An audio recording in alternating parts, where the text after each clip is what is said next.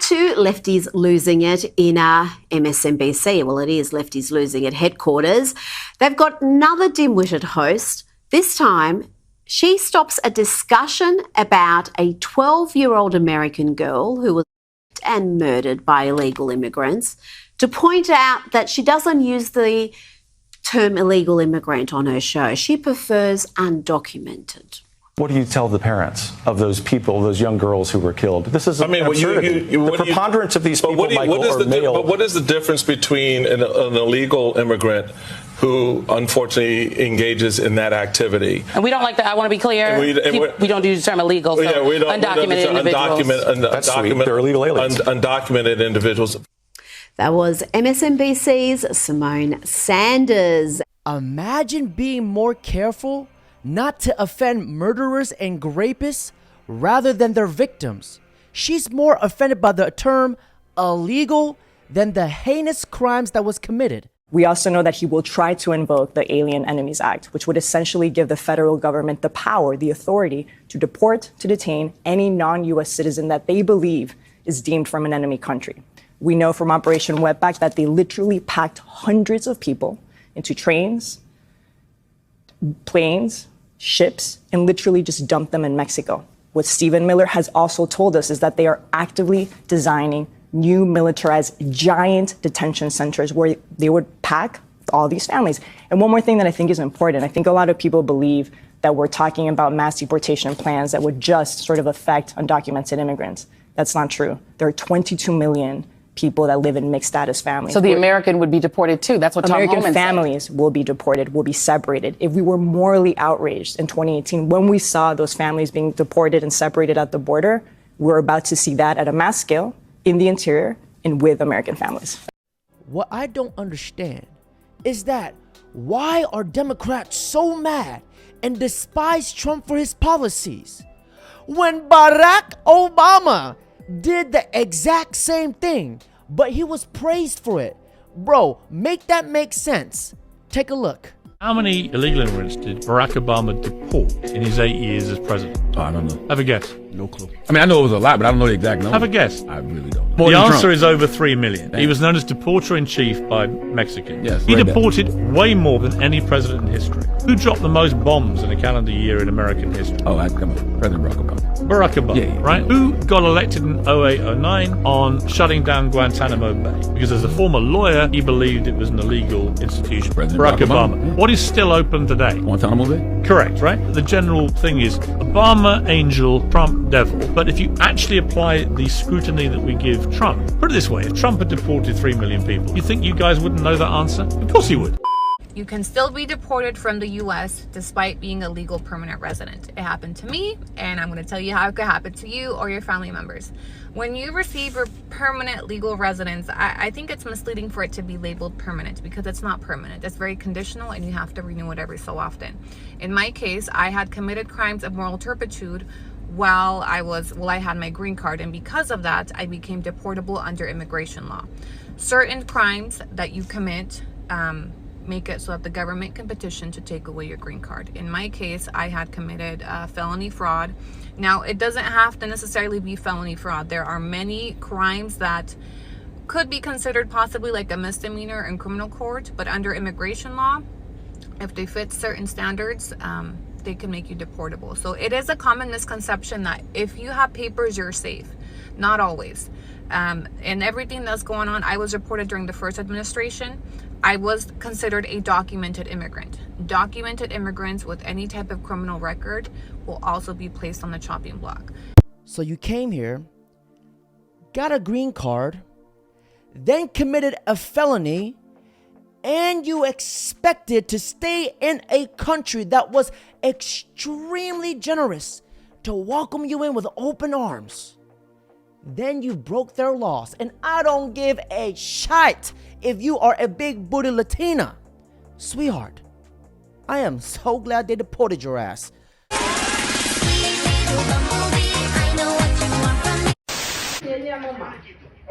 Haram.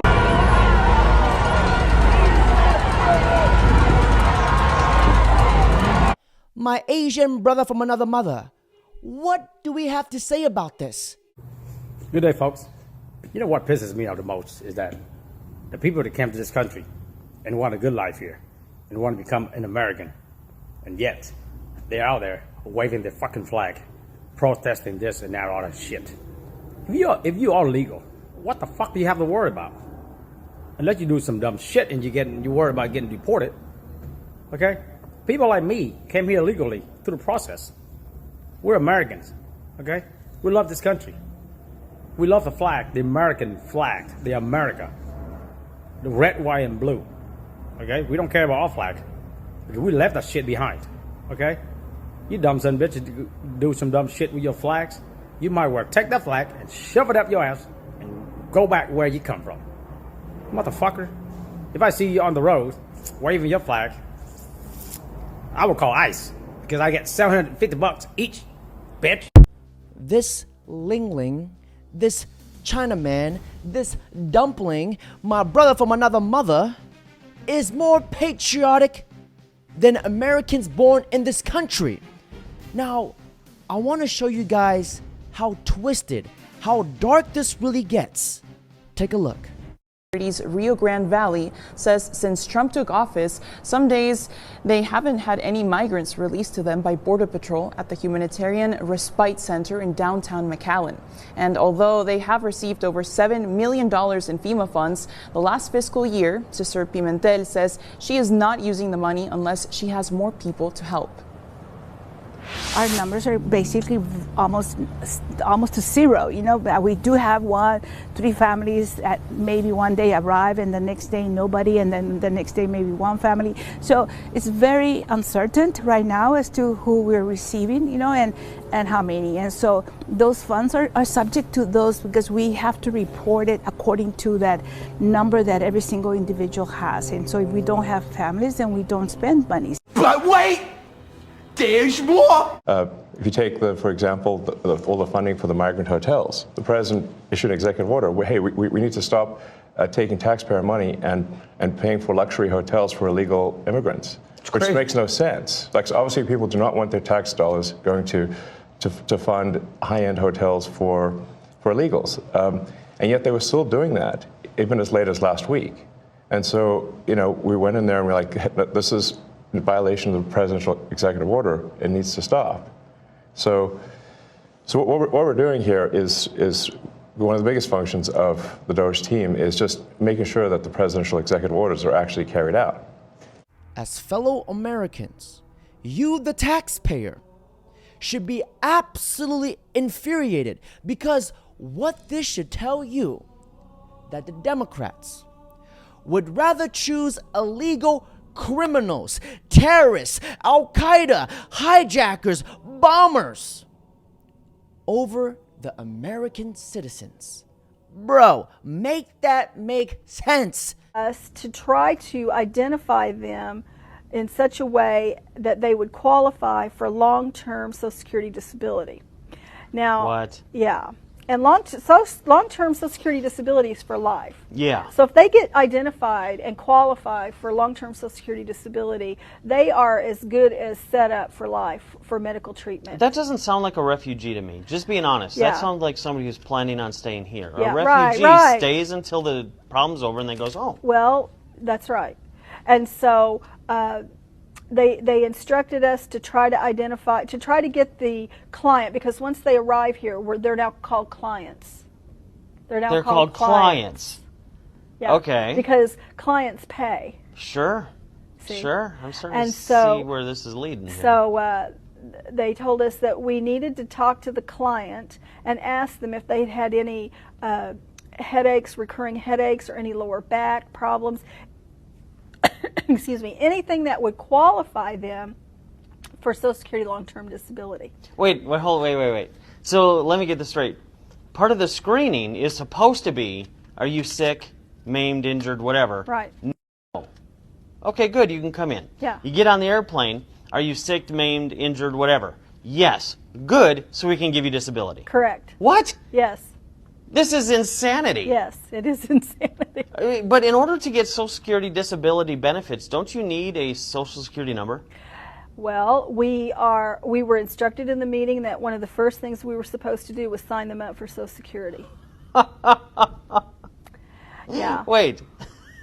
This is unbelievable. So they come over here and they get a Social Security number. Right. They become legal. Correct.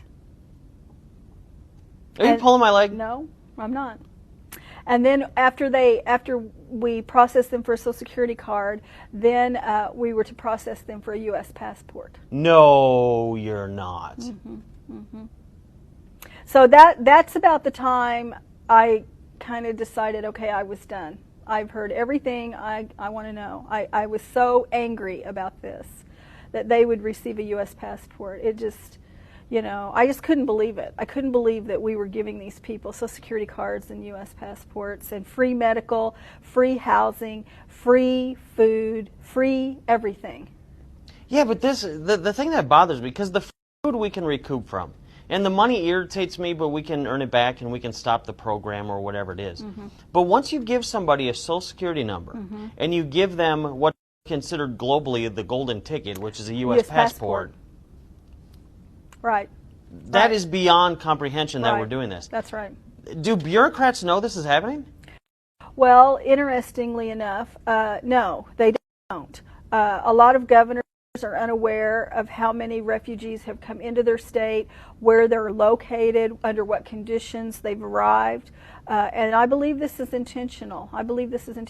Now, we do know that the governor of Texas and the governor of Tennessee have both stopped this, and they're refusing to take any more refugees. In fact, the federal government has filed a lawsuit against both of those states because they're refusing to take any more refugees. How dare you keep your people safe? Right.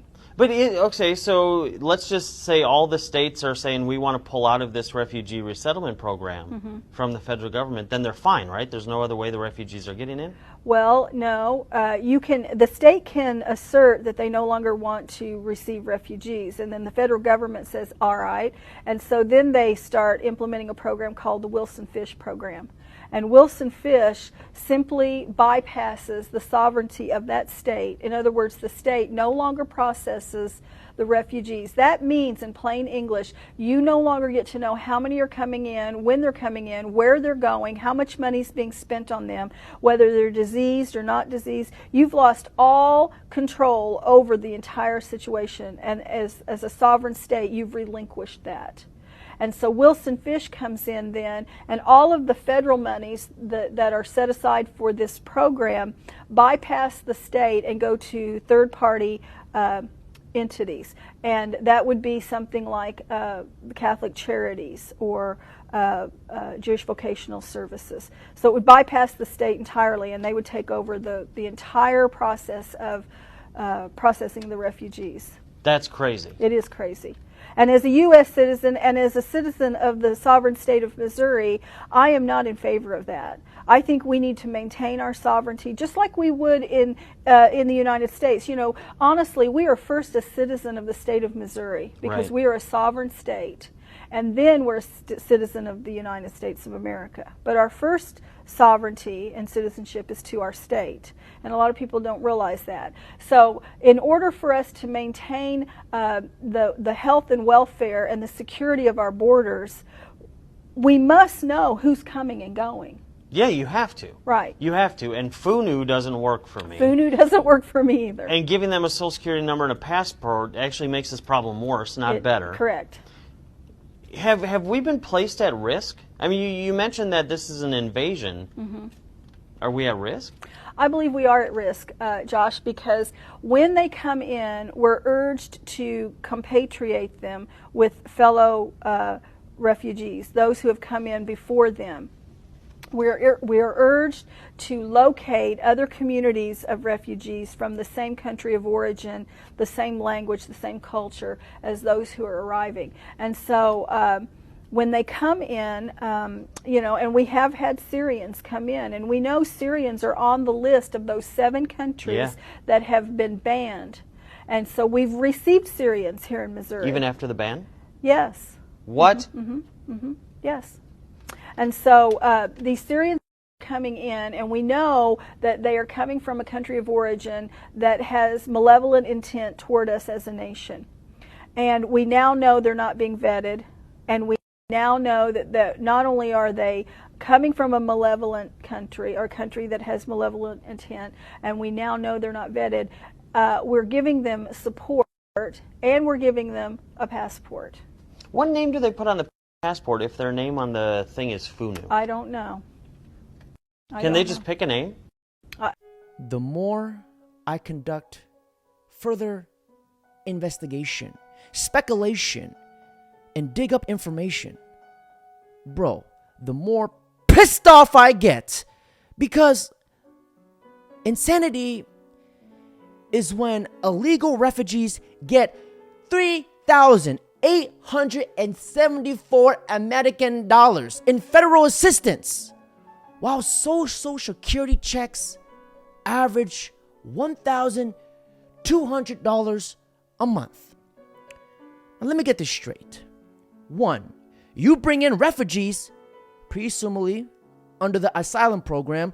2, then you get them a social security number. 3, then they get a passport before becoming a citizen. 4, then they get social security disability payments for the rest of their lives. 5, then they get housing, healthcare, food stamps, and other goodies.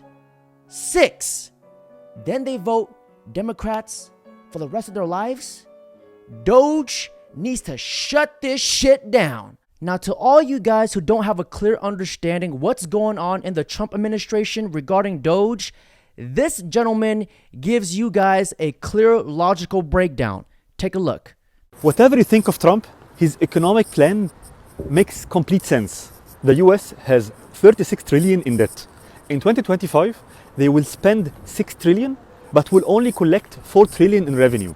So they need to borrow 2 trillion, and this will increase their debt to 38 trillion. Trump's economic plan is based on 3 levers. Number 1, cut expenses by 1 trillion, which is Doge, Elon Musk. He's targeting waste and fraud, like social security payments for people who are 150 years old. That is just fraud. 2, increasing revenue by 1 to 2 trillion through, number 1, tariffs. They will increase tariffs from 50 billion to 500 billion target. People will say, but other countries will retaliate. They will not be able to do it. The US is the biggest customer on earth. They consume 20 trillion every year. They are the biggest importer. They import 3 trillion every year. Plus, the current tariffs is actually not fair. Why should US cars entering Europe faces 10% tariffs, while the European cars entering the US just pay 2.5%? It's not fair. And because of the tariff changes, it now makes economic sense to build factories and businesses inside the US again. That means more jobs, means tax-paying businesses, and more foreign investment coming in. He will also increase revenue by deregulation. He will remove unnecessary regulations and rules, making it easier to do business, so business can grow faster, generate more tax revenues. He also makes this gold card, which is offering lifetime US residency for 5 million. I think at least 1 or 2 million individuals globally can afford it. So if just 10% of them, if just 100,000 people buy this card, that's 1 trillion in incremental revenue. The third lever is he will reduce taxes. If he successfully cut 1 trillion in waste and expenses and add 1 to 2 trillion in revenue, the US will have a surplus. They will have more money than they want. So he will cut taxes. For individuals, anyone gaining more than 150K, he will make them pay 0 taxes. And on corporate taxes, he will go down from the current 21% to 15%, compared to the European average of 22%. France average is 25, I think, and Germany is 30. So at 15% corporate tax, the US will become one of the most business attractive countries on earth. Bottom line, this is exactly how government should be run, efficiently. Because when you eliminate waste, the money can actually go where it is actually needed, to the elderly, to the sick, to people who cannot work. And that is the real purpose of government, to protect the weak. Very few countries have the political will to do it. It takes leaders with backbone, charisma, and clarity of vision. Do you have leaders in your country pushing for real reform, or are they talking about non-relevant side topics? And let me know if you think Trump's plan is bad. Let me know why, because I think it is just common sense. This is what the media will not tell you. The US needed a businessman to run the country instead of a career politician. And you people still don't get it. You don't get it. I voted for Donald Trump black Trump supporter, voted for Donald Trump to do what he's doing. Did you expect Donald Trump to do this? Not all this. Oh, it feels so good. That's how I feel. Do you like Elon Musk? Yes. Well, yes. Yes, I do. I'm watching Democrats tell me, I thought Republicans like small government. Well, that didn't work, so we need Elon. That's why we got Elon, to help shrink it. Look what he's doing for the USAID. They're dropping their workforce from 10,000 to 300. Black History Moment. Black History Moment. Every last black that's on television seem to be all sucking off the Democrat teat. All of them give the same talking point, the same concerns, all Democrat approved.